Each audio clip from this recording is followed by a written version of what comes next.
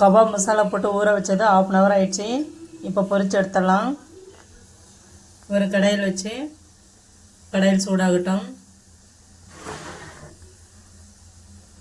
சூடாகிடுச்சு. தேவையான ஆயில் ஊற்றிடலாம். ஆயில் கொஞ்சமாக ஊற்றுங்க, ரொம்ப நிறைய ஊற்ற வேண்டாம். தேவையான அளவுக்கு ஊற்றி எண்ணெய் சூடாகட்டும். எண்ணெய் நல்லா காஞ்சிடுச்சு. ஒரு பீஸாக எடுத்து போட்டுடலாம்.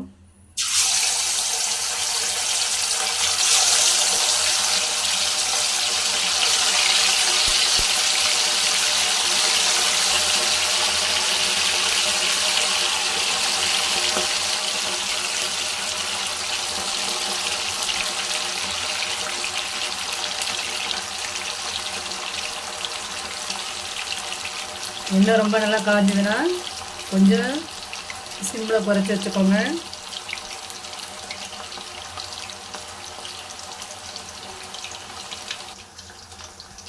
கொஞ்ச நேரம் வெந்த பிறகு ஒவ்வொன்றா அடியில் பிடிக்காமல் அப்படி பரட்டி விட்டுடலாம்.